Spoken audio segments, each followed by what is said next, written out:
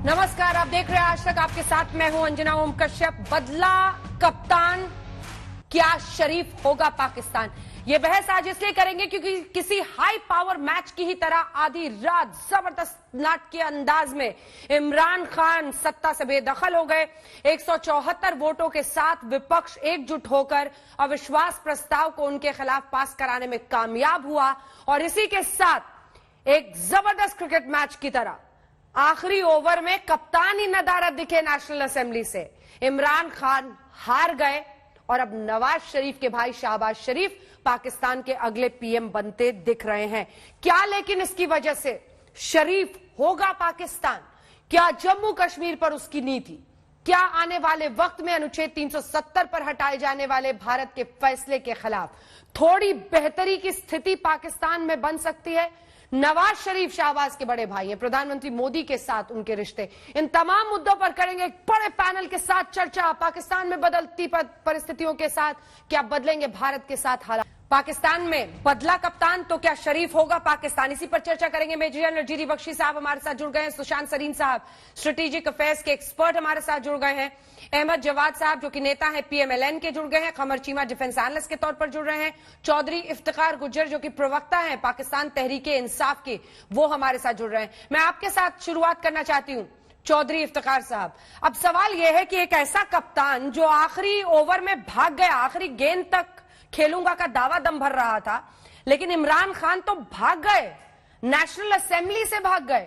जो शख्स जमहूरियत जमहूरियत कहते नहीं थकता, वो जमहूरियत के सबसे बड़े इम्तिहान के दिन भाग खड़ा हुआ चौधरी इफ्तिखार साहब, और बुरी तरह से शिकस्त खाई उन्होंने। बिस्मिल्लाहिर्रहमानिर्रहीम। बहुत शुक्रिया जी। पहली बात तो ये है कि हमेशा एंकर पर्सन हमने जिन टॉक शो में भी शिरकत की वो तो बिल्कुल अनबायस्ड लोग होते हैं, ना किसी की तरफदारी करते हैं, ना किसी के ऊपर इल्जामात लगाते हैं। आप कौन होते हैं फैसला करने वाले कि इमरान खान भाग गए?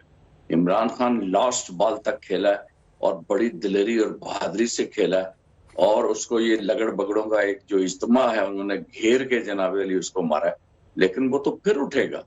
ये तो एक मोर्चे की हार है, कोई जंग तो नहीं हार गया इमरान खान। इमरान खान इधर ही मौजूद है और देखेंगे हम इनको।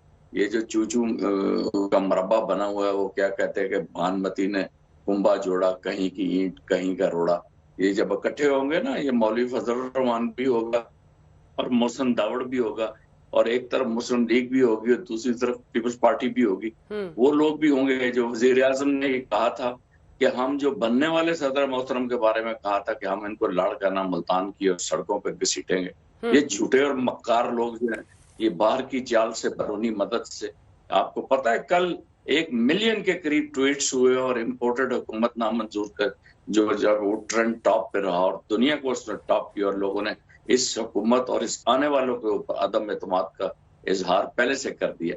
अब देखते हैं इनकी जूतों में दाल बटेगी और एक दूसरों के जो किसी की दड़ी किसी के हाथ में होगी, और फिर हम भी तमाशा देखेंगे।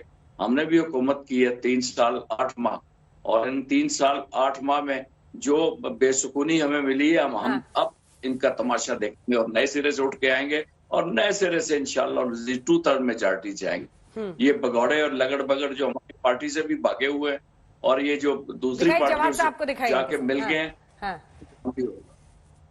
सब भागे हुए लोगों को, इंपोर्टेड लोगों को लेकर आप सरकार बना रहे हैं। पीएमएलएन के नेता जो हमारे साथ जुड़े हुए हैं, अहमद जवाद साहब, आप जवाब दें इसका।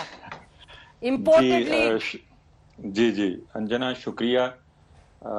एक तो चूंकि आपको ये ज़हन में रखना चाहिए कि मेरी बात की सिग्निफिकेंस क्या है कि मैं इस पार्टी से तकरीबन 20 साल के से ज़्यादा अरसा मुंसलिक रहा हूँ और इमरान खान के करीब तरीन साथियों में से था, और आज के प्रोग्राम में भी जो इफ्तिखार साहब हैं, इनको मेरा डिप्टी सेक्रेटरी इंफॉर्मेशन होने का एजाज़ हासिल है क्योंकि इनको मैंने अपॉइंट किया था। अच्छा। और आखिरी मेरी जो अपॉइंटमेंट थी वो सेक्रेटरी इंफॉर्मेशन की थी, सेंट्रल सेक्रेटरी इंफॉर्मेशन, जो कि आप चेयरमैन का स्पोक्स पर्सन कह सकते हैं पार्टी का। बिगड़ क्या गया अहमद साहब? आपने तो ये बातचीत बड़ी दिलचस्प कर दी, बताइए क्या कर दिया ऐसा कप्तान साहब? जी देखें अंजना, इसीलिए तो मैं आपको ये बताना चाहता था कि मेरी बात की जरा सिग्निफिकेंस की बैकग्राउंड बताना जरूरी है। ठीक है। कि जिस शख्स को मेरे से ज्यादा कौन जानता होगा, हाँ। 20 साल से मैं तो उस वक्त उसके साथ था जब लोग उसके साथ तस्वीर खिंचवाते हुए शर्माते थे, इसलिए कि मुशर्रफ के दौर में अगर कोई इमरान खान के साथ नजर आता था तो उसके ऊपर फिर कहर नाजल होता था, क्योंकि वो मुशर्रफ गवर्नमेंट का एक टारगेट था। कोई उसके साथ खड़ा नहीं होना चाहता था। हम तो उस वक्त उसके साथ खड़े थे, चंद लोग होते थे। ये जो आज नजर आ रहे हैं, आज के प्रोग्राम में भी बैठे हुए हैं, ये मैंने नहीं देखे थे उस टाइम पे, ये बहुत बाद में ये लोग आए, लेकिन जाहिर है इन्होंने अपना किरदार अदा किया। ठीक है, और इफ्तिखार साहब मैं जवाब लूंगी, आपका पूरा कर ले, मैं आपसे जवाब लूंगी इफ्तिखार साहब, बारी बारी जी।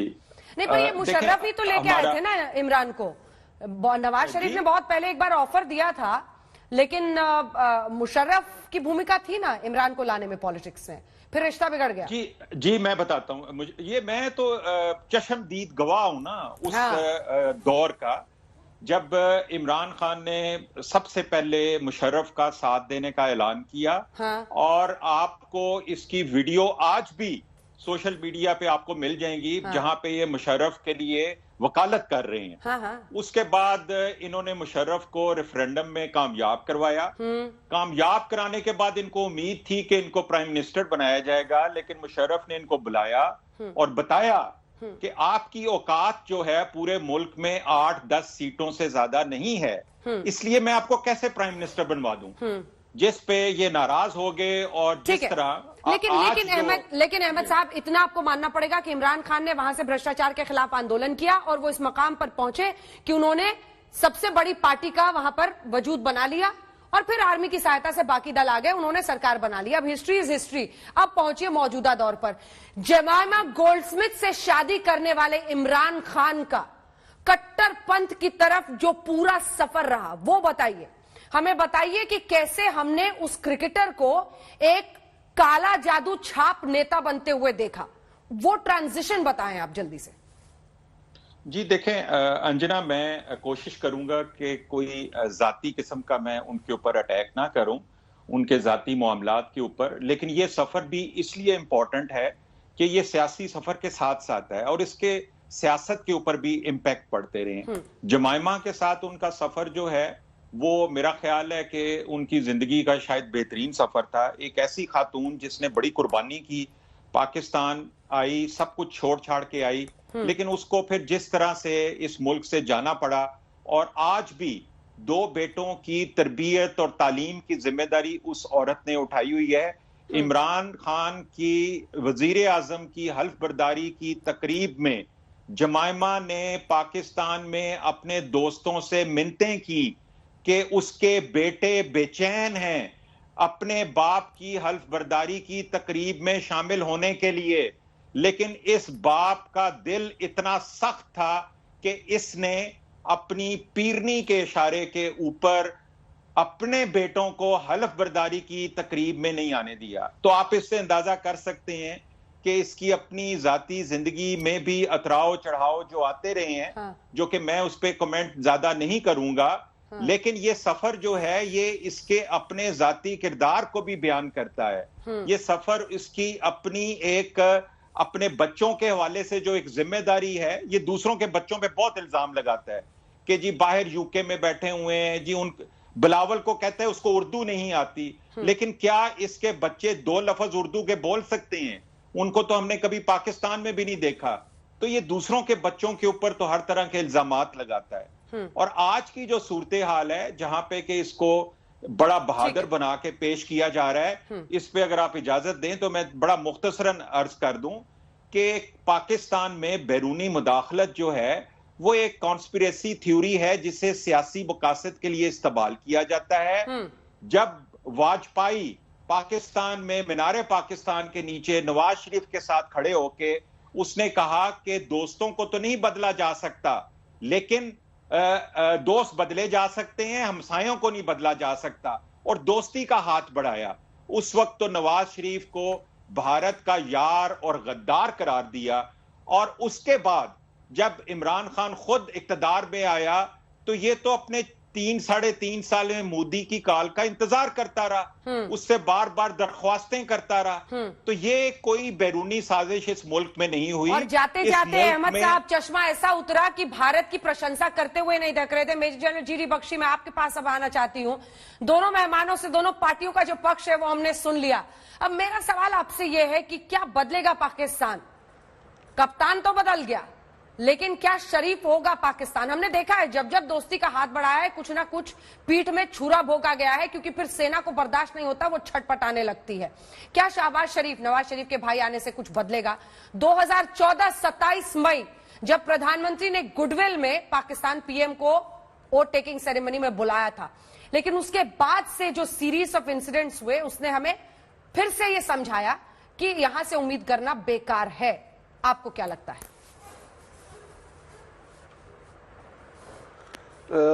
देखिए, हमको कोई फर्क नहीं पड़ता कि पाकिस्तान की सियासत में पार्टी ए आए या पार्टी बी आए। वहां के असली रहनुमा जो हैं वो पाकिस्तान की डीप स्टेट है, पाकिस्तान की फौज, पाकिस्तान की आईएसआई, खासकर नेशनल सिक्योरिटी के मामलात में भारत, कश्मीर, अफगानिस्तान, चीन, एटमी मामलात में सारे के सारे जो है पाकिस्तान की फौज का वर्चस्व है। पाकिस्तान की फौज ये फैसला करती है और ये केवल इस्तेमाल कर रही है। देखिए, 30 साल इस फौज ने डायरेक्ट राज किया है पाकिस्तान में। फिर ये अकलमंदी से समझ गए कि जो भी उसके बाद इकोनॉमी के फेलियर होते हैं, दूसरे फेलियर होते हैं, दबाव इन पे आता है, नाम इनका लगता है, इल्जाम इनके लगते हैं। तो इसलिए अब ये मुखौटे चुनते हैं, सिविलियन मुखौटा चुनते हैं, उसको इंस्टॉल करते हैं इन पावर। जब वो टॉक्सिक हो जाता है तो उसको उठा के फेंक देते हैं। यही मामलात हमने देखे हैं, यही पैटर्न देखा है कि पाकिस्तान की फौज एक प्रोटेजे चुनती है। भुट्टो को चुना अयूब ने, उसके बाद नवाज शरीफ को चुना जिया उल हक ने, उसके बाद जो है मुशर्रफ ने, जैसे आपने अभी बताया, चुना था इमरान खान साहब को, उसके बाद बाजवा साहब ने इनको इंस्टॉल किया इन पावर। और अपनी बुशरा बीवी पीरनी के इंस्टिगेशन पे ये फौज पे ही चढ़ बैठे। ये फौज से इन्होंने पंगे लिए on the installation of the DG ISI. Faiz Hamid साहब बहुत पसंद आ गए और लड़ गए ये फौज से। फिर ये समझ गए कि साहब फौज का हाथ मेरी पीठ से उठ गया है, I am not going to last. तो he decided to go in a blaze of glory. एक सियासी शहीद के तौर पे इन्होंने जाने का प्लान बनाया कि मैं पाकिस्तान की जो फौज के हेड के ऊपर, पाकिस्तान की पार्लियामेंट के सर के ऊपर लोगों को अपील करूंगा, देखो I am the giant killer. मैंने पाकिस्तान की फौज को आड़े हाथ लिया है, मैंने अमेरिका को आड़े हाथ लिया है। और कहा जाता है पाकिस्तान में कि 3 ए जो हैं, army, America, Allah, not necessarily in that order, ये गवर्न करते हैं पाकिस्तान को। इन 3 में से 2 से तो इमरान खान साहब ने डायरेक्ट पंगा लिया, आर्मी से और अल्लाह से, आर्मी से और अमेरिका से। और इस उम्मीद में कि अल्लाह ताला उनकी मदद करेंगे, पाकिस्तान के लोग इस कॉन्स्पिरेसी को हुक लाइन सिंकर स्वॉलो करेंगे, उनके जो है सपोर्ट में बहुत सारी जनता का सैलाब उमड़ पड़ेगा सड़कों पर। अभी तक तो हमने ऐसा होता देखा नहीं। अब ये भी देख लेंगे कि अगर इलेक्शन जब अगली होती है कितना इनको पब्लिक का सपोर्ट मिलेगा, कितना बुशरा बीबी के जिन काम कर पाएंगे। अभी तक तो बुशरा बीबी अंडरग्राउंड हैं और उनकी जो फ्रेंड है फैसला या फैजल, वो भाग गई है वहां से। और कहा जा रहा है कि सारा जो अपने आप को बहुत क्लीन बताते थे इमरान खान, वो असली में उतने क्लीन नहीं है। और अब हम देखेंगे कि कितने क्लीन थे, क्योंकि कहा जा रहा था कि वो खुद पैसे नहीं ले रहे थे, तो उनके जो बुशरा बीबी के जो फ्रेंड्स और दोस्त और नजदीकी थे वो तो लगे हुए थे पैसे खसोट। पर ये अच्छा है जनरल बख्शी कि वहां से जो बाहर भी होता है उसको फिर लंदन नसीब हो जाता है, इतना पैसा कमा चुके रहते हैं सत्ता में रहते हुए वहां पर सियासतदान कि फिर जाके विदेश में अच्छे से बाकी की जिंदगी निभाते हैं। मैं लौट रही हूं सर आपके पास, लेकिन AAA में आपने समेट दी है इमरान खान और पाकिस्तान की पूरी कहानी। जल्दी से मैं कमर चीमा साहब इसके बाद आपके पास आऊंगी। सुशांत सरीन साहब, पूरी तस्वीर आपसे समझेंगे। ये जो विदेशी ताकत, कल पता है आपको पीटीआई के वहां पर समर्थक क्या नारा लगा रहे थे? हम लेके रहेंगे आजादी, हम अमेरिका से लेकर रहेंगे आजादी, हम अमेरिका की नीतियों से लेकर रहेंगे आजादी। ये इमरान खान ने पाकिस्तान में जो हासिल किया, और उनको एक और रिकॉर्ड हासिल है सर। न सिर्फ पहले ऐसे नेता बने जो कि बतौर पीएम अविश्वास प्रस्ताव हारने के बाद निकाले गए हैं, बल्कि पाकिस्तान के एकमात्र ऐसे पीएम जिसकी इंडियन पीएम से मुलाकात तक नहीं हुई है। सुशांत सरीन साहब।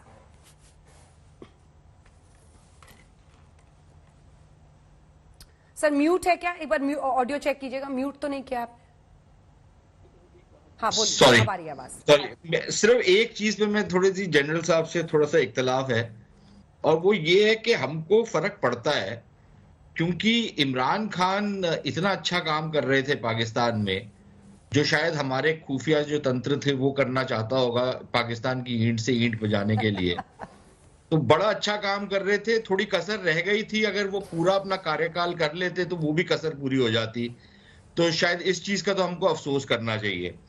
लेकिन इसके अलावा इनकी जो बेसिक प्रॉब्लम है वो वही है जो इनके जो अभी पार्टी के अधिकारी बात कर रहे थे, जवाद साहब नहीं, वो दूसरे वाले जो हैं, कि ट्विटर पे हमारी 1 मिलियन पता नहीं कितने इनके ट्वीट्स हुए हैं। अगर आपकी पार्टी जो है वो ट्विटर पे है और आप ये समझते हैं कि जो ट्विटर पे आपको ट्रैक्शन मिल रहा है वही आपको सड़कों पे भी मिलेगा और जब मतदान होगा उसमें भी मिलेगा, तो फिर आपको ये भी याद रखना चाहिए कि जो मुशर्रफ साहब थे उनके एक जमाने में 7 मिलियन फॉलोअर होते थे, और उसी के बलबूते पे वो जब कराची पहुंचे तो 7 आदमी नहीं थे उनको रिसीव करने के लिए, और फिर उनका जो सियासी हशर हुआ वो भी हमारे सामने है। और जितनी लोकप्रियता खत्म हो गई थी इसकी पीटीआई की, एक कल्ट तो है, एक उनके जो बहुत जोर मतलब कि जज्बे वाले जो उनके सपोर्टर है, एक छोटा सा तबका, वो तो उनके साथ है, लेकिन वो तबका ऐसा है जो उनको कभी सत्ता में लेकर नहीं आ सकता। सत्ता में आने के लिए आपको और बहुत बड़ा एक जो ना लोगों को जोड़ना पड़ता है आपके साथ, और इमरान खान की ये खूबी थी कि उन्होंने पिछले 3-3.5 साल में हर जो आदमी उनके साथ जुड़ा था, हर आदमी को उन्होंने हटा दिया। जहां तक कि जो जवाद साहब जैसे जो लोग हैं जो उनके साथ दशकों से थे, उनके साथ भी जो जिस तरीके का हशर किया, इनके साथ ही नहीं जो और भी उनके समर्थक थे, तो अब वो समर्थन नहीं रहा। एक तो वो वाला समर्थन चला गया राजनीतिक, दूसरा इनका समर्थन चला गया जो फौज का समर्थन था वो भी बिल्कुल हट गया है। जिस तरीके की ये गालम गलौच अब फौज के खिलाफ कर रहे हैं, तो वो भी एक बहुत बड़ा फैक्टर होगा कि ये तो सत्ता में नहीं आएंगे। अगला जो चुनाव जनरल साहब पूछ रहे थे, अगर ये 15-20 सीटें भी ले जाएं तो मेरे ख्याल काफी सरप्राइजिंग होगा कि इतनी सीटें ये ले गए हैं। मुझे तो नहीं लगता इतनी भी आएंगी इनकी। तीसरी चीज ये कि जो इनके वो थे, जो असामियां थी जो इनको सपोर्ट कर रही थी, वो भी सबके सब इनको छोड़ करके चले गए हैं। तो इनका तो मुझे कोई खास फ्यूचर नजर नहीं आता, एटलीस्ट अगले 5 साल 6 साल में तो नजर नहीं आता। उसके बाद अगर कुछ हो जाए तो पता नहीं। चौधरी इफ्तिखार आपकी बातों पर हंस रहे हैं, जरा इनसे कमेंट ले लें। ट्विटर से सरकार चलेगी क्या पाकिस्तान में? इसके बाद कमर चीमा साहब आपके पास पकाऊंगे। इफ्तिखार साहब 2 सप्ताह में इमरान खान की हरकतों ने यह साबित कर दिया कि वो आईन और आईने से कितने दूर हो चुके हैं। कमर चीमा साहब आपका रिस्पॉन्स इस पर? इफ्तिखार साहब से कनेक्शन कट गया है। कमर चीमा साहब जी दोबारा सवाल कीजिए कि क्या सवाल? इन 2 सप्ताहों ने साबित कर दिया कि आईन और आईना दोनों से एकदम ही दूर भाग चुके इमरान खान। ना आईने में उनको दिख रहा था कि वो किस तरह से उनका पतन हुआ चला जा रहा था, गिर जा रहे थे वो सियासत में, नंबर्स नहीं था उनके पास, स्वीकार करने को तैयार नहीं थे, ग्रेसफुली एक्सेप्ट नहीं किया, उन्होंने पाकिस्तान को डैमेज करने की कोशिश की। दूसरी तरफ आईन से दूर हुए, ये सुप्रीम कोर्ट ने कह दिया वहां पर। देखिए, इमरान खान दोनों सूरतों में, इमरान खान साहब की जो सियासत है ना, हाँ। उस सियासत की जो बेंचमार्क है या हॉल मार्क है या जो फाउंडेशन है, हाँ। वो है फ्रिक्शन, तकसीम। तो वो चाहते थे कि ज्यादा से ज्यादा तकसीम हो, शोर मचे। जिस तरह के फॉर एग्जांपल वो लास्ट मिनट एग्जिट कर रहे हैं, रात के 11:46 पे उनके स्पीकर, डेप्टी स्पीकर रिजाइन करते हैं। वो जो हाइप है ना, वो हाइप क्रिएट करना चाहते थे कि देखिए मुझे निकाला जा रहा है, मैं लड़ रहा हूं, मैं खड़ा हूं, कप्तान खड़ा है। ये जो बयानिया ना, इस बयानिए से वो बेसिकली अवाम में इनरोड्स बनाते हैं। तो इमरान खान ने, और कॉन्स्टिट्यूशन हो, सुप्रीम कोर्ट हो, ये मजे की बात तो ये है कि पाकिस्तान के अंदर ये जो लीडर्स, लोग सियासतदान होते हैं, इनकी कॉन्स्टिट्यूशन से कोई एलिजेंस नहीं है। हाँ। इनकी एलिजेंस होती है लीडर से। इमरान खान ने क्या कह दिया, जरदारी ने क्या कह दिया, नवाज शरीफ ने कह दिया, कॉन्स्टिट्यूशन ने क्या कहा, इससे कोई गर्ज नहीं किसी को। ये सब अपने अपने लीडर को पूछते हैं और उसके साथ रहते हैं। अच्छा, आप कह रहे हैं पॉलिटिकली इमरान को फायदा होगा। आप मुझे ये बताइए, पाकिस्तान को फायदा होगा क्या इसका? पाकिस्तान को फायदा होगा क्या? पाकिस्तान को तो कोई फायदा नहीं होगा, लेकिन इमरान ये एंटी अमेरिका जो उनके नेता कह रहे हैं, इससे क्या फायदा होगा? अंत में आपको मदद तो वहीं से चाहिए, आपकी आर्मी को पैसा तो वहीं से मिलता है, सारा एड आपको चाहिए अमेरिका से, और अमेरिका को गाली दे रहे हैं वो। देखिए, इमरान खान साहब जो है अगला इलेक्शन लड़ना चाहते हैं एंटी अमेरिकनिज्म पे, एंटी वेस्ट पे, एक सो कॉल्ड प्रो मुस्लिम। आप मेरा सवाल ही नहीं समझ रहे आज, कमर चीमा। पता नहीं समझ रहे या नहीं समझना चाह रहे। मैं तो कह रही हूं, ये जो पाकिस्तान अमेरिका रिलेशनशिप है, क्या इमरान उसको साबोटाज करने में कामयाब नहीं हुए हैं? क्योंकि वो एंटी अमेरिकन रेटरिक पे चुनाव लड़ रहे हैं। वो जो जिस तरह की बातें कर रहे हैं, अमेरिका ने आज कह दिया है, उनके विदेश ऑफिस ने, तो मैं कह रहा हूं, वो कह रहे हैं कि हमारी नजर है पाकिस्तान में जो हो रहा है। कह रहे हैं आप लोगों को सुधर जाने को, लाइन पे रहने को। और मिस संजना, यही तो मैं कह रहा हूं कि इमरान खान ने तो सारी की सारी अपना डाउनफॉल इसी चीज पे कर दिया है। चलिए, इफ्तिकार साहब जुड़ गए, आपका रिएक्शन लेते हैं। इफ्तिकार साहब, आप रिएक्शन दीजिए। जो सुशांत सरीन जी ने कहा था उसका जवाब जरूर दीजिएगा, आपका ऑडियो चला गया था। एक ऐसा शख्स कैसे इतना डिस्कनेक्ट हो सकता है, और जो हम लोगों ने उनका डाउनफॉल देखा है, डाउनफॉल। मिस्टर इफ्तिकार, मैं वाज़ेह तौर पे आपको बयान करना चाहता हूं। पहले तो जनरल बख्शी साहब ने एक बड़ी खूबसूरत बात की कि पाकिस्तान में 3A रूल करते हैं। उन्होंने ये कहा है कि आर्मी और अमेरिका और पता नहीं अल्लाह की बात की कि दो तो इनके हाथों से गए और अल्लाह इनके साथ है। और वैसे हमारा ईमान है, अगर अल्लाह हमारे साथ है तो पूरी दुनिया बीच उसके खिलाफ हो जाए तो कोई फर्क नहीं पड़ता। असल मसला ये है कि सारे झपट रहे हैं आप, और ये मुस्लिम लीग नून के जो नुमाइंदे अहमद जवाद साहब फरमा रहे थे कि उन्होंने मुझे डिप्टी सेक्रेटरी इंफॉर्मेशन रखा। मैं उनका डिप्टी सेक्रेटरी नहीं था, मैं पार्टी का सेंट्रल डिप्टी सेक्रेटरी था, और मैं शीरी मजारी और फवाद चौधरी और इन लोगों के साथ सेक्रेटरी इंफॉर्मेशन रहा हूँ। दूसरा, अहमद जवाद साहब जो ये फरमा रहे हैं ना कि इन्होंने बड़े तीर मारे हैं, मैं इनको बताता हूँ कि मुशर्रफ दौर में जब ये रेफरेंडम की हमारा इवन इमरान खान उसका साथ दे रहे, तो मैं जद्दा जेल में था। 71 डेज मुझे जनरल दुरानी ने वहां पे अरेस्ट करवाया था। हम जमहूरियत के लिए काम करते हैं, हम वो वर्कर हैं जो 1970 से पॉलिटिक्स में। इन लोगों ने हमेशा ड्राइंग रूम की सियासत की है। मेरे इस भाई को अगर MDPTV बना दिया जाता, जो कि पूरी प्लानिंग थी हमारी, तो ये फिर कभी भी ना करते। फिर इसी इमरान खान को ये आगे लेके चलते, जिसके बारे में ये मुझे बताया करते थे हमें कि Imran Khan is brand and we have to sell the brand. अब ये ब्रांड जो है वो सारा खराब हो गया। अब जमैमा भी इनको अच्छी लगती है, उसके बच्चे बुरे लगते हैं। अब ये उन दिनों की बात कर रहे हैं जिन दिनों ये इमरान खान के साथ हुआ करते।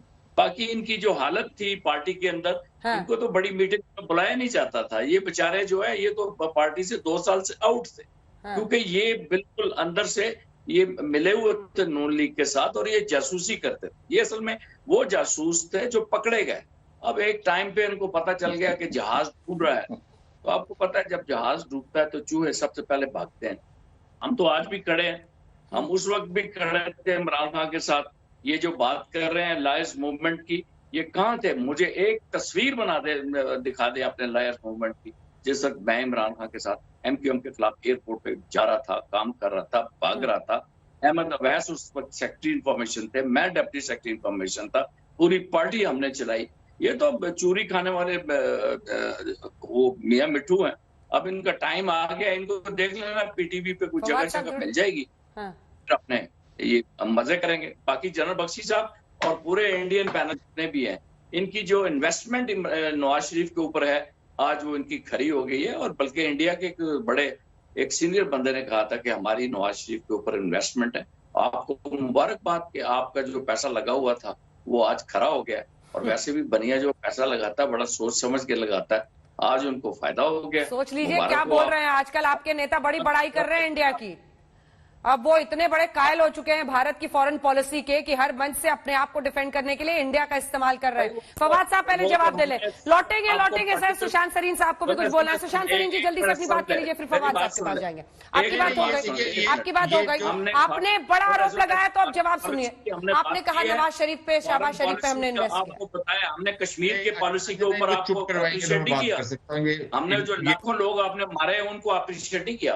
आपका सर्टिफिकेट आप अपनी जेब में रखें। जवाब सुने। हाँ, तो इनका सर्टिफिकेट हमारे को जरूरत नहीं है। और खासतौर पर जो इमरान खान जैसा, इमरान खान जिस तरीके की गालम गलौज करता था और जिस तरीके का उसका रवैया था, सरकार आप बोलने नहीं दे रहे किसी और को। आपने अपनी बात कह ली है, प्लीज जवाब सुने। Anjana, then you have to make him shut up ना। सुशांत सरीन करवाएंगे तो बात हो सकती है। देखिए, इमरान खान जैसा जो बदतमीज आदमी है, जिसको ना तो किसी कूटनीतिक मर्यादा की कोई चिंता थी, ना उसको कोई राजनीतिक मर्यादाओं की कोई फिक्र थी, उस आदमी को तो मैं तो बहुत ही टुच्चा समझता हूं। तो मैं उसके साथ तो कंपेयर नहीं करूंगा। लेकिन जहां तक इन्वेस्टमेंट की बात है, अगर ये इन्वेस्टमेंट भी आ गए हैं तो बेसिकली देखिए, हमने लगाई सज्जे की और लगाई खब्बे की। क्योंकि अगर हमारी इन्वेस्टमेंट नवाज शरीफ पे थी तो वो जानबूझ के हमने की थी ताकि इमरान खान पावर में आए। और जितना उसने हमारा काम किया है पाकिस्तान में पिछले 3.5 साल में, इतना तो हम एक्सपेक्ट भी नहीं करते थे कि कोई कर सकता है। वो तो थोड़ी सी गड़बड़ हो गई, लेकिन थोड़ा सा गाइडेंस और मिल जाती, वो 1.5 साल और रह जाता तो वो पूरा काम हो जाता हमारा। मैं तो चाहता हूं कि वो वापस आए, ये लोग दोबारा वापस आए। बर्बाद कर दिया अमेरिका के साथ, अंजना, इनको अमेरिका के साथ लड़ाई लड़नी चाहिए, इनको सऊदी अरेबिया के साथ लड़ाई करनी चाहिए, इनको अपने अंदर जो है एक गृह युद्ध शुरू करना चाहिए, जो पूरी इन्होंने कोशिश की। मैं तो बिल्कुल वेलकम करता हूं। मैं तो in fact I was a great fan of Imran Khan कि ये आए और हमारा काम कर दे। तो इनको गलत फहमी है कि हम नहीं चाहते थे इमरान खान को। वो तो हम आपको ऐसे ही दिखा रहे थे नवाज शरीफ, लेकिन लगा रहे थे इमरान खान हम। क्यों इफ्तिकार साहब सही बात नहीं कह दी? आज हालत देखिए पाकिस्तान की। मूड में रहते हैं, किस दुनिया के ये बासी हैं। ये मुझे कुछ स्टेज। अच्छा ठीक है, आप भी मुझे बताइए, डॉलर के मुकाबले आज पाकिस्तान का रुपया कहाँ खड़ा है? चलिए ठीक है, ये तो पे करना पड़ता है। ठीक है, मैं टमाटर प्याज की कीमतें बनाने के लिए नहीं आया हूं सत्ता में। ये तो आपकी पार्टी के नेता के बयान है और आप दूसरों को बता रहे हैं। आप देखिए पाकिस्तान का कैसे बेड़ा गर्क किया है उन्होंने। फवाद साहब आप बताएं, ये तो कीमत आपको। एक सवाल आपसे ढंग का फैक्ट पर पूछ लिया जाए तो आपको पसंद नहीं आता है, लेकिन आप बताएंगे ना कि पाकिस्तान का रुपया डॉलर के मुकाबले 4 साल पैसे से कहां गिरा हुआ है? आप बताएंगे ना कि आज जीडीपी कहां पर है? आप बताएंगे ना इन्फ्लेशन रेट कहां आसमान पर है? आप बताएंगे ही नहीं कि आज कितना इंटरनेशनल डेट में है, किस तरह से IMF के सामने आप जो तस्वीर पाकिस्तान की बना दी। इसीलिए तो खुश हो रहे हैं हम लोग। अरे इमरान खान की बड़ाई करें तब आपको दिक्कत है, बुराई करें तब दिक्कत है। सुशांत सरीन जी तो हम सब तो मान रहे हैं इमरान खान ने वो कर दिया जो कमाल कर दिया इमरान खान ने साहब। चौधरी इफ्तिकार नहीं, मैं तो ये कहता हूँ कि आपको जलन सबसे बड़ी ये है कि पाकिस्तान आपके सामने दिलेरी और बहादुरी से खड़ा क्यों हो जाए। हम तो ताली बजा रहे हैं सर इमरान खान के लिए। सुशांत सरीन जी तो ताली बजा रहे हैं। कमाल कर दिया उन्होंने पाकिस्तान में, नया पाकिस्तान, बवाले पाकिस्तान बना दिया। आप जोक करने के मूड में, आप मजाक करने के मूड में, आप करते रहिए। दोनों तरफ पसंद नहीं है सर। दूसरी तरफ से सवाल तबाह बौखला जाते हैं। मजाक कर रहे हैं आपके साथ, आपको नहीं छोड़ेंगे। आप खंबा नोचने के मूड में नजर आ रहे हैं। हम तो पहले ही आपसे सवाल पूछा, तब आप गुस्से में आ गए। अब जब इमरान की बड़ाई कर रहे हैं तब आपको पसंद नहीं आ रहा है। यहाँ कमर चीमा है जो परेशानी में घिरे हुए हैं। कमर चीमा साहब का चेहरा बिल्कुल उतरा हुआ है। कमर चीमा साहब को शायद पाकिस्तान की चिंता हो रही है। चौधरी इफ्तिकार साहब देखिए, सवाल ये है ना कि आपको वाजिब जो बात है वो सुननी पड़ेगी। आज इमरान खान को अगर सुप्रीम कोर्ट ऑफ पाकिस्तान ने इतना बड़ा झटका दिया तो ये वो सच्चाई है जिसका सामना आप लोगों को करना पड़ेगा।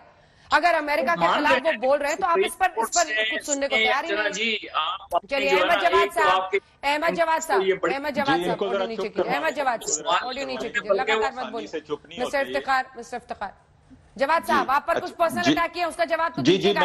लेकिन जो इमरान खान ने पाकिस्तान के साथ किया वो बताएं जरा, क्योंकि अब हिस्ट्री में रह गए आप जरा। जी अंजना, देखें इक्तिसादी सूरत हाल जो पाकिस्तान की हुई है, मैं वो आपको बताता हूँ। असल में पीटीआई के साथ एक प्रॉब्लम जो हमेशा रहा वो एक बदतमीजी और पर्सनल होने का एक कल्चर है जो कि टॉप लीडरशिप से शुरू हुआ और नीचे तक आपको नजर आएगा। आप जब भी पीटीआई के लोगों को बुलाएंगी या देखेंगी तो आपको ऐसी ही बदतमीजी और ऐसे ही पर्सनल होने के आपको अंदाज नजर आएंगे। ये एक कल्चर है जो इमरान खान ने तोहफे में दिया इस कौम को भी और जिसको अब हम भुगत रहे हैं। मैं सिर्फ फैक्ट्स पे बात करूंगा, मैं किसी पर्सनल चीज पे बात नहीं करता। और वैसे मैं आपको एक चीज इतला कर दूं कि आप जिस शख्स को यहाँ पे अपने प्रोग्राम में बुलाती हैं, इसे पाकिस्तान में कभी किसी टेलीविजन ने किसी टॉक शो में नहीं बुलाया। ये सिर्फ आप पता नहीं इसने किस तरह से आपके प्रोग्राम में एक्सेस हासिल कर ली, इसकी तो औकात ही नहीं इस तरह की। अब मैं पाकिस्तान की इक़्तिसादी हालत के बारे में मुझे पता नहीं अगर आपने रोजा रखा है या कुछ आपको प्रॉब्लम में सर खाना है या कुछ है, ये इसका ये इसी तरह का आप ऑन एयर जा रहे हैं इस वक्त खाते हुए। जब आपने कोई बदतमीजी वाली कोई चीज कराएं तो फिर इसको बुलाएं ताकि ये आप ऑन एयर जा रहे हैं सर, बस मैं आपको इन्फॉर्म करना चाह रही थी आप ऑन एयर जा रहे थे खाते हुए, इसीलिए इफ्तिखार साहब मैं इक़्तिसादी हालत के बारे में थोड़ा सा बता दूं। अंजना, आपने जो सवाल किया था, देखिए हमारे मुल्क ने तकरीबन 71 साल में 29 ट्रिलियन या 29 खरब या 29 ट्रिलियन के कर्जे लिए थे 71 साल में, और इमरान नियाजी के 3 साल में हमने 21 ट्रिलियन के लिए। यानी आप अंदाजा कर लें कि जितने हमने 71 साल में लिए थे उसके तकरीबन बराबर इन्होंने सिर्फ 3 साल में ले लिए। अगर इनको 5 साल मुकम्मल करने देते तो ये तकरीबन उतने ही कर्जे ले चुके होते। फिर मैं आपको ये भी बताना चाहूंगा कि पाकिस्तान में डॉलर जो नवाज शरीफ के दौर में इसहाक डार साहब जो हमारे वजीर खजाना थे 105 पे छोड़ के गए थे, आज पाकिस्तान में डॉलर 190 का है। हमारे डॉलर हमारे रुपए की कदर अफगानिस्तान से भी गई गुजरी है। हमारे मुल्क में इस वक्त तारीख का सबसे बड़ा ट्रेड डेफिसिट है जो कि 35 अरब डॉलर क्रॉस कर चुका है और 50 अरब डॉलर जो है वो जून तक हो जाएगा। हमारे मुल्क में इस वक्त इक़्तिसादी सूरत हाल इतनी खराब है कि सिर्फ 2 माह का हमारे पास इंपोर्ट बिल का ज़र मुबादला मौजूद है। और ये सब कुछ इमरान खान की गलत इक़्तिसादी पॉलिसियों, इस मुल्क के अंदर जो उसने अमनो मान का, इस मुल्क के अंदर जो उसने सोशल फैब्रिक को तबाह किया, उसने हमारे मुल्क को एक, मैं कहता हूं कि एक तबाही की तरफ ले गया। यहां पे सिर्फ एक चीज अंजना मैं सुशांत साहब को सजेस्ट करूंगा, जैसे उन्होंने कहा कि मैं जनरल बख्शी की इस बात से मुत्तफिक नहीं हूं कि पाकिस्तान में कौन आता है कौन जाता है। अगर इमरान खान वहां पे था और पाकिस्तान की तबाही हो रही थी तो हमें खुश होना चाहिए। मैं सुशांत साहब को कहूंगा कि इस वक्त जरूरत है उस कल्चर की, उस आइडियोलॉजी की जो कि वाजपेयी साहब ने शुरू किया था और नवाज शरीफ ने शुरू किया था। वो कल्चर क्या था, वो पैगाम क्या था? वो पैगाम ये था कि आप दोस्त बदल सकते हैं, हमसाये नहीं बदल सकते। ये वाजपेयी साहब ने मीनारे पाकिस्तान के नीचे खड़े होकर दोस्ती का हाथ बढ़ाया। नवाज शरीफ को उसकी सजा मिली।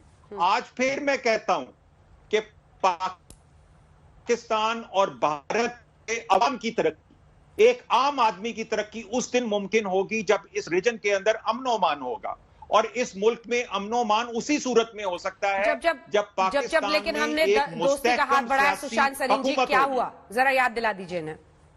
भाई देखिए, अब जो जवाद साहब कह रहे हैं ना, एक थियोरेटिकल लेवल पे तो बात वो ठीक है, और प्रैक्टिकल लेवल पर भारत ने 70 साल में कई ऐसे बारी कोशिश की, और खास तौर पर पिछले 20-25 साल में कई बारी कोशिश की कि भारत और पाकिस्तान के बीच में रिश्ते बेहतर हों।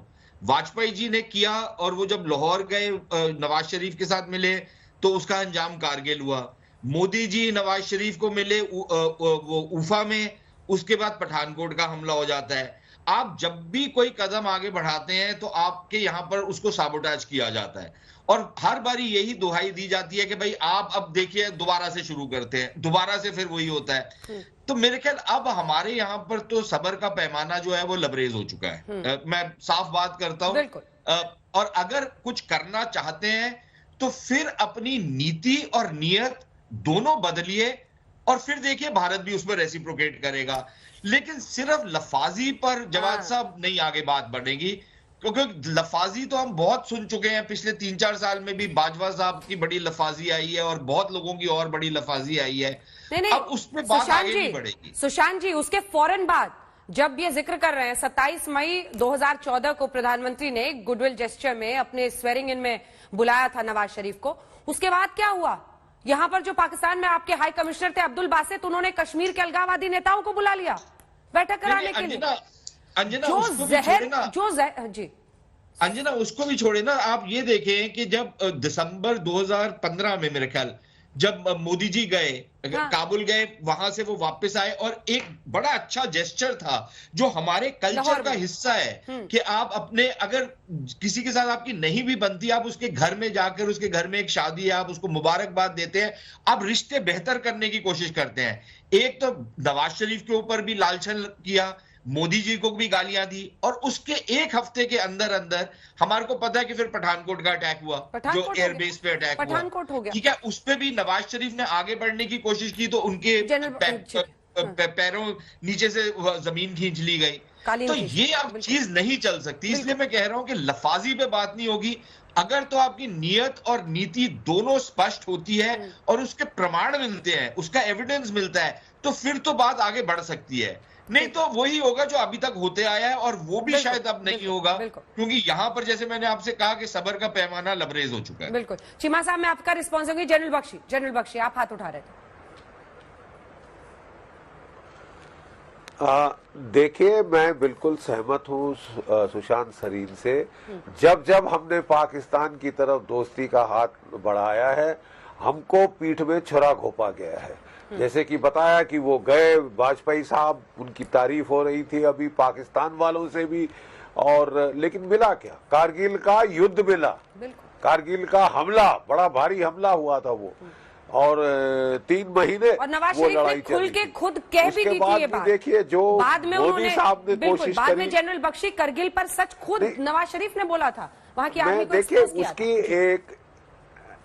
एक मिनट अंजना, एक मिनट, ये पाकिस्तान में एक स्ट्रक्चरल प्रॉब्लम है। अगर आप आउटरीच करोगे सिविल सरकार को, तो मिलिट्री और आईएसआई बिल्कुल उसको साबोटाज करेगी, बिल्कुल साबोटाज करेगी, और तभी ये जो डायआर्ची है आपको दिखाई देगी कि हम पीस का हाथ बढ़ा रहे हैं, वहां से हम पे हमले धड़ाधड़ तेजी वो पकड़ रहे हैं। तो ये तो जो स्ट्रक्चरल प्रॉब्लम है, ये तो जाने नहीं वाली। पाकिस्तान की फौज ने अभी जो है इमरान खान साहब को रास्ता दिखा दिया है बाहर का, वो बड़े चतुराई से उन्होंने ये कूक जो है कराया है, डेमोक्रेटिक फसाड को सामने रख के। तो ये तो प्रॉब्लम हमारी इनके साथ चलती रहेगी, मुझे नहीं इसमें कोई दिखता। एक चीज जरूर हो रही है, देखिए, चीन ने BRI बड़ा भारी पैमाने पे शुरू की थी पाकिस्तान में और श्रीलंका में। दोनों देश इकोनॉमिकली तबाह हो चुके हैं। जितना ये चीन के साथ चिपकेंगे, भारत को नीचा दिखाने के लिए, भारत के ऊपर हावी होने के लिए, उतना इनका नुकसान बढ़ता जाएगा। इकोनॉमिकली तो इनका भट्टा बैठ गया है, और चीन ने जिसको भी गले लगाया है, चीन ने उसका, जैसे हमारे पुराने जमाने के बनिए किया करते थे, वो निचोड़ लेते थे खून, और सारी संपत्ति आपकी जब्त करके आपको कंगाल बना के छोड़ के जाते थे। यही पाकिस्तान का हाल हुआ है, यही श्रीलंका का हाल हुआ है, और चीन पे और ये बोरोइंग फ्रॉम पीटर टू पे पैन। जो आप बोल रहे हैं चीन पर, उस पर कमर चीमा भी सिर हिला रहे हैं, वो भी आपसे इत्तेफाक रखते हैं। कमर चीमा, ये चीन जो हाल करता है ना, जो चिपकते हैं उनका, जो जनरल बख्शी बता रहे हैं, मुझे लगता है आप भी इत्तेफाक रखते हैं। अब थोड़ा मुस्कुराइए, थोड़ा ज्यादा ही तनाव में दिख रहे हैं कमर चीमा साहब। नहीं, मैं बताता हूँ, ठीक है, हाँ, सुने। पहली बात तो यह है कि मैं अगर इस पोजीशन में हूं कि अपनी पाकिस्तान की नई गवर्नमेंट को एडवाइस करूं, तो भारत से बिल्कुल बात नहीं करनी चाहिए। अच्छा। देखिए, भारत के अंदर एक रोग आर्मी है जिसके हाथ से मिसाइल छूट जाते हैं, और वो रोग डीप स्टेट जो है, जिसको अजीत डोवल जो है वो लीड कर रहे हैं, वो पाकिस्तान के अंदर दहशतगर्दी करवाती है। जब तक बलोचिस्तान में दहशतगर्दी और इंसर्जेंसी को बंद नहीं किया जाता, रात भर जागे हैं क्या? आपके जो रोग आर्मी है, रात भर सो नहीं पाए क्या?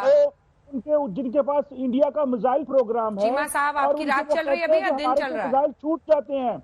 जब तक ऐसे लोगों को बेनकाब नहीं किया जाता और हमें नहीं बताया जाता कि ये कौन लोग हैं, भारत से बिल्कुल बात नहीं करनी चाहिए, ना तो हमारी कोई ट्रेड हो रही है, ना कोई इतनी पंजाबी चाहते ने वेलने च बाह आई है, ना भी गल करांगे तो की हो जाएगा, तुसी अपने कार असी अपने कार। सुशांत सरीन साहब, काम करने के लिए सुशांत सरीन साहब, इनकी सुबह हुई नहीं है अभी।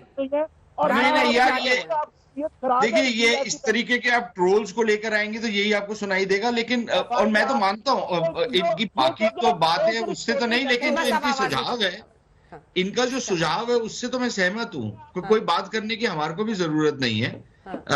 ये अपना घर देखे, हम अपना घर देखते हैं। हमारे को कोई लाभ नहीं है पाकिस्तान से कोई बातचीत करके। कोई हमारे टेबल पे, जिसको अंग्रेजी में कहते हैं what do you bring to the table, ये कुछ भी नहीं लेके आते। हमारी कोई इनके साथ तिजारत ऐसी खास नहीं है। हम जब तिजारत कर भी रहे थे अंजना, जब व्यापार चल भी रहा था, तो $2-2 बिलियन का हमारा व्यापार था इनके साथ। हमारा वैसे व्यापार जो है, सिर्फ व्यापार की बात कर रहा हूं, उसमें मैं सर्विसेज सेक्टर को नहीं जोड़ रहा, वो $400 बिलियन का है। तो ये 0.05% था इनके साथ हमारा, तो हमारे को कोई फर्क नहीं पड़ता उसमें। ये हमारे को ना वो कनेक्टिविटी कहां जाने के लिए? अफगानिस्तान क्या है? अफगानिस्तान में अफीम और कोकेन के अलावा, या जो हेरोइन है उसके अलावा क्या है अफगानिस्तान में? आगे ऊपर सेंट्रल एशिया में ये जाना चाहते हैं, चले जाएं, लेकिन ये क्या सौदा बेचेंगे वहां पर?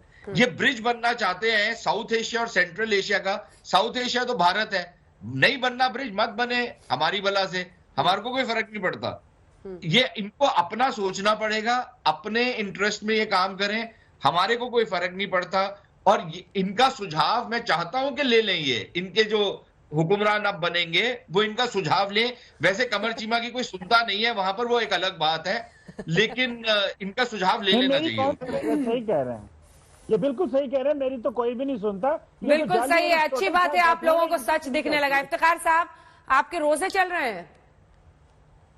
जी, मैं आपकी ये चांद साहब की बड़ी बात सुन रहा हूं। मैंने पहले भी कहा कि बड़े अच्छे मज़ाहिया अदाकार हैं, और ये जिस तरह की गुफ्तगू कर रहे हैं और पाकिस्तान को इतना इजी ले रहे हैं। बाबा, आप इजी और टफ क्या लेना है सर? आपने भी ऐसे ही लिया था इजी, इमरान खान ने लिया था। वक्त चुके हमें इतने की इजाजत देता है, इसीलिए मुझे बीच में आपको टोकना पड़ रहा है। कभी तसल्ली से सुनेंगे। आज तो इमरान खान की इतनी बड़ाई की है सुशांत सरीन जी ने, आपको खुश होकर जाना चाहिए। आज भी आप खींच में जा रहे हैं। जो बेड़ा गर्क करना था पाकिस्तान का 4 साल में उन्होंने कर दिया। आने वाले दिनों में क्या होगा, जिस दिन किसी पाकिस्तानी से सीखना पड़े काम, उस दिन तो फिर अंतिम दिन ही समझिए। बहुत धन्यवाद आप सभी का हमारे साथ जुड़ने के लिए। लेकिन कप्तान बदला है, क्या बदलेगा पाकिस्तान? इसी पर आप देख रहे थे चर्चा। नजर इंडिया की बनी रहेगी।